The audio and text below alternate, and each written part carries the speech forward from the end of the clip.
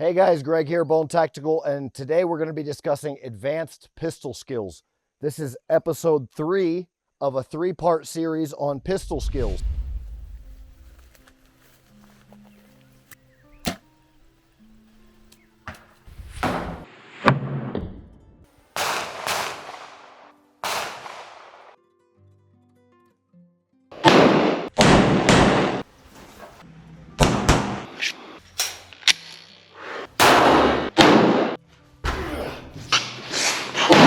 In episode 1, we discussed basic pistol fundamentals, and basic pistol fundamentals are really what everything about shooting and shooting competition is built on.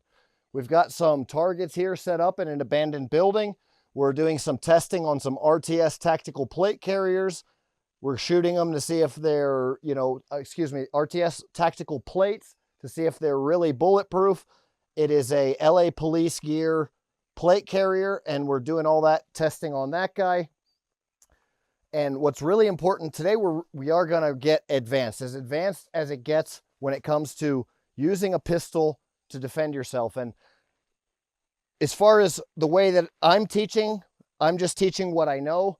And so this is not going to be about competition shooting. It's not going to be about anything like that. This is strictly going to be about using a pistol as a tool to defend your life or protect your life or loved ones in non-permissive environments, okay, against threats.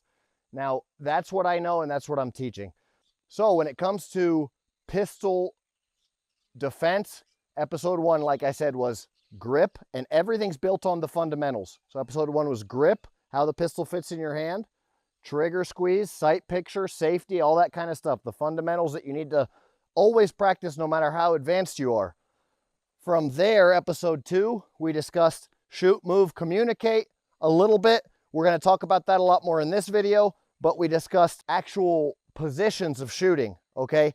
And what's important to understand is using a pistol as a tool, and especially in non-permissive environments. I'll give an example where I'm at down here in Central America. There's guys that are, local famous, gunfighters, let's say. And one thing that I learned from the majority of them is on drawing that the pistol, they're hitting the ground flat. And just that little bit of a difference, when people who don't really know what they're doing are standing there like this, shooting a pistol, making themselves a target, it doesn't matter how good that guy is who's on the ground, he wins because he makes himself a smaller target. Now, if you learn how to use cover and concealment, like we discussed in episode 2, cover is anything that protects you from bullets. Concealment is anything that protects you from being seen. And both together are incredible. If you can conceal behind cover, then you're great. We're going to discuss using the vehicle as shooting, okay, as cover a little bit. We discussed using the vehicle as cover mainly in video 2. But what I want to say is I want to dispel some myths. All right, there's a lot of tactical guys out there that are just very black and white, and they say, look, I can't come up to this vehicle and I can't be right here this close to this vehicle because rounds are going to be ricocheting if there's somebody shooting at me from that way and hitting me in the face. Well, the idea is that I know that if I'm right here behind the axle, wheel, all this stuff that I've got going on, especially if I get low down here, I'm protected depending on what's in here, right? If it's the engine block, I'm protected. I can pop up, take a look, but when I pop up, I'm shooting, okay? I'm always at risk of getting shot. And the guys that are saying, I need to stand back this far from the vehicle because if a bullet ricochets off the hood, then it's going to fly, over my head instead of hitting me in the face. Those guys are talking about being on a shooting range, because what are the chances of the person being directly in front of me? No, if I'm way off of my cover, then anybody at an angle can take a side shot from me. I like to hug my cover. Why? Because you never know when somebody's approaching from one side or the other.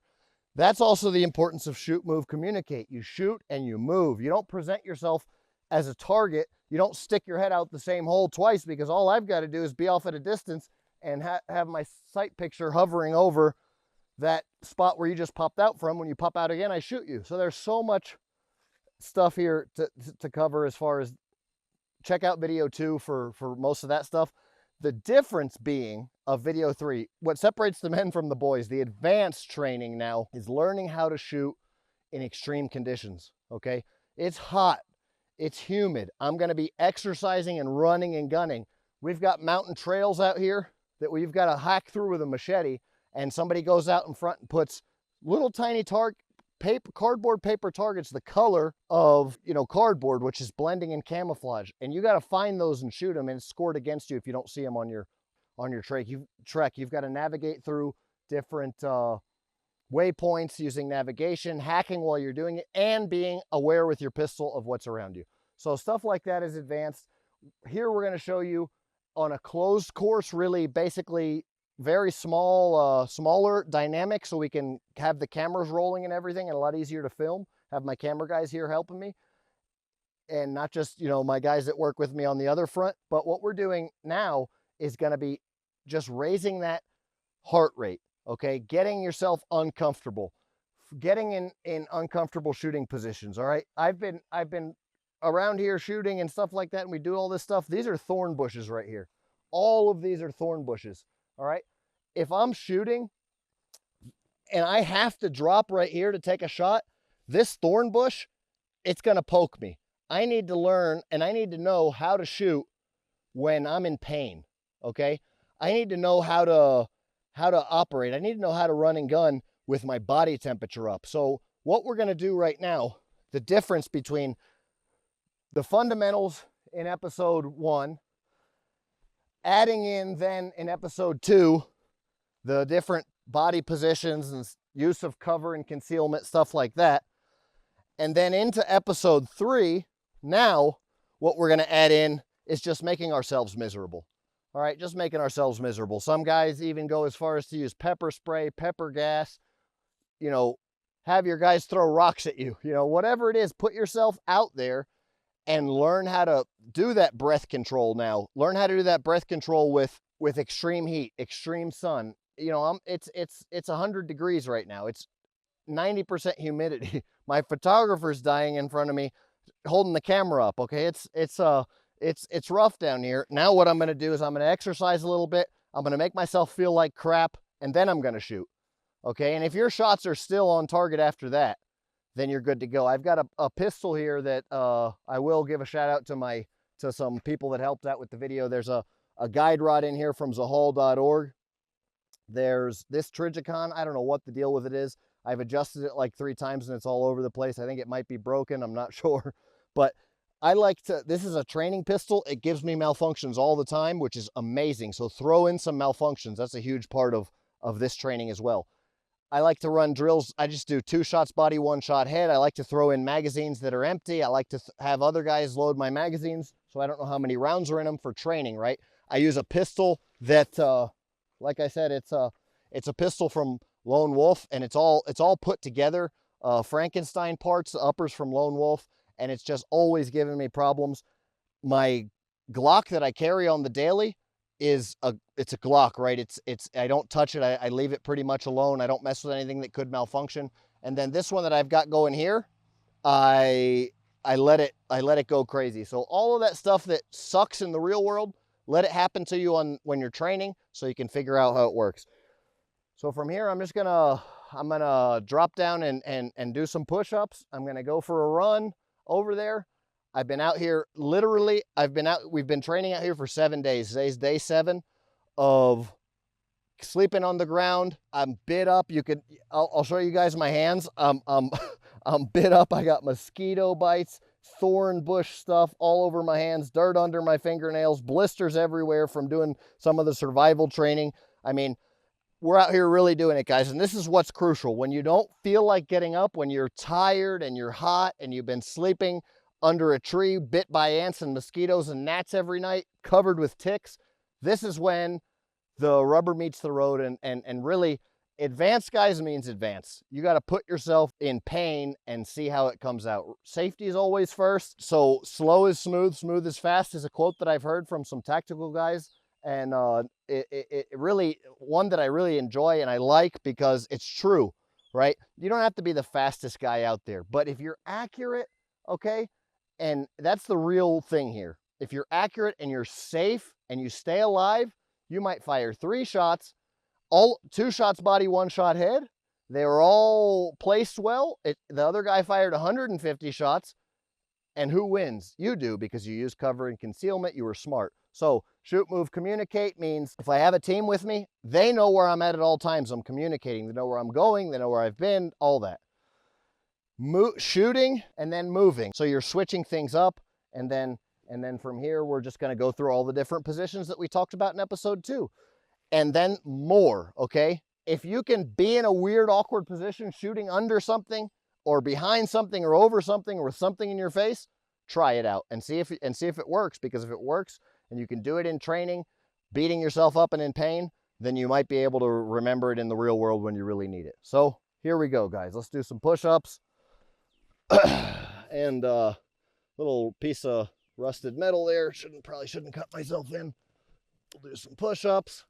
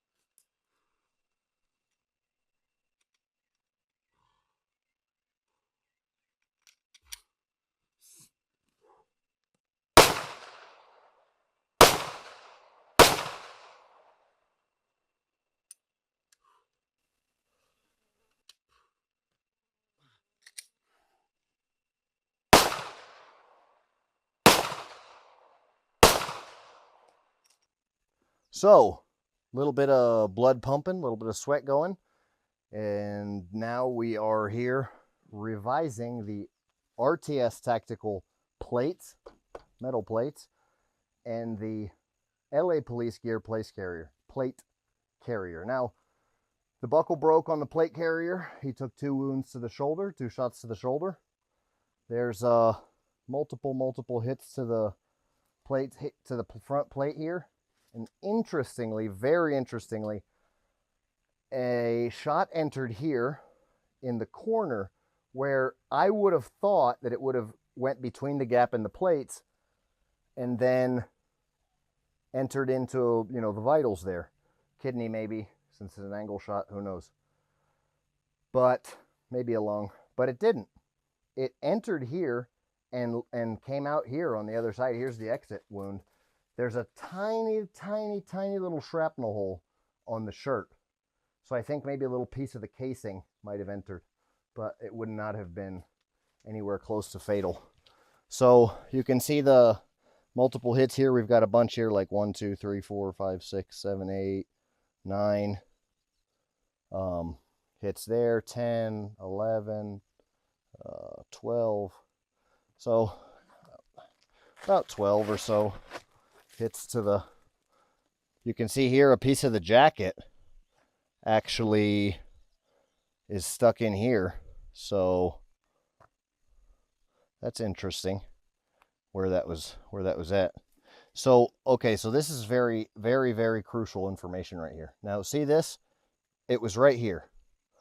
Now, what this means is that I'll show you here in a second that the bullet was entering the plate carrier, and instead of ricocheting, which I think we do have possibly some ricochet marks on the walls, nothing too crazy, but in part of ricocheting. So we've got all these multiple hits we'll talk about in a second, but all of those, it's got some sort of, this RTS tactical plate carrier has some sort of a plate, has some sort, it's metal, but it has some sort of a coating to where the casings get lodged on the inside. And that's good to prevent ricochets. And I don't really see any real negative with it. They were entering and then actually leaving the bottom here with enough force to enter into the plate carrier itself, but it would be a lot worse with just a regular metal plate. All right, so we've got 1, 2, 3, 4, 5, 6, 7, 8, 9, 10. 10 shots that entered at least. 11, 1, 2, 3, 4, 5, 6, 7, 8, 9, 10, 11, 12. Looks like we've got 12 rounds that went in, and we've got 0 penetration. 0, 0, 0 penetration. It does look like there's some, it took enough force. It took some force, definitely took some force. So we're talking about possibility of broken ribs here, possibly. Just because of the force of the impact, it's still going to be like getting hit with a baseball bat, right? But very interesting. The downside to this plate is that basically you have a ton of weight on you. So these are HESCO plates that I have on my plate carrier right now, and they're a lot lighter. And running around out here and training with the lighter plates, as hot and humid as it is down here, especially with only sleeping a few hours a night like we have been during our survival and training courses out here way out in the mountains. There's not even electricity or anything like that out here, guys. I mean, so it's, you know, I'm at the end of a project here. 7 days, I'm 7 days in the jungle. And, you know, nobody wants to be lugging around 30 pounds, 40 pounds of armor. So the 10 pounds of armor in this case is a whole lot easier. That's something to consider. But the price on these is, the price is much better. The plate carrier, again, like I said, I'm not a huge fan of the plate carrier for 2 reasons. Reason number 1 is that these buckles break right here, and then your plate shifts and your vitals are possibly impacted, right? Reason number 2 is that the snaps on this particular plate carrier, it's huge, is reason number 3. I like minimal. But reason number 2 is the buckles here. On this plate carrier from Snake Eater, which is my favorite, Snake Eater Tactical, the buckles are on the front. I can buckle this myself. I can't put this plate carrier on and buckle it myself. The buckle's back here where I can't reach, and I've got to ask somebody to come help me to buckle on this particular plate carrier. If I can do it, it's incredibly uncomfortable, right? So that's kind of the closing discussion on this. Guys, definitely, you know, please be safe out there. Safety is your first concern. Sure, put yourself at risk of getting hot, but drink lots of water. Put yourself at risk of getting cut up. You know, I went down with my hand and really nasty gouge with a big thorn bush on this one, all through my jeans, getting the hit with the thorns. So you can see there's even some thorns I still have to pull out of the jeans here. But guys, don't be afraid to get out there and put yourself at minimal risks like those, but always have your medical equipment. I've got my survival bug out survival, the ultimate bug out survival system in the truck at all times. It's got my medical kit in there, everything like that. It's the ultimate survival bug out system from Bone Tactical, just to keep me prepared for any kind of a thing that might happen. So definitely do put yourself out there, train hard, but stay safe. Comment if you guys want to see more of what we're doing out here on our training facility, at our training facility in Central America. Let me know if you guys, you know, want to see more vlog style videos or whatever you want to see more of. Product testing, anything like that. Tell me your favorite part of this video in the comments below so I can kind of cater this channel to you guys, so I can make you guys the videos you want to see. I will say I'm never going to talk about something I don't know about or share anything that, you know, isn't real or false. I'm never going to promote a product just for money or for purely promoting it. you guys, that maybe you guys are new here and don't know, but honesty and integrity are the core values of Bone Tactical, and we don't compromise that for anything or anyone, no amount of money in the world. So you guys stay safe out there. Make sure to get involved with the channel. Thanks for watching. Bone out.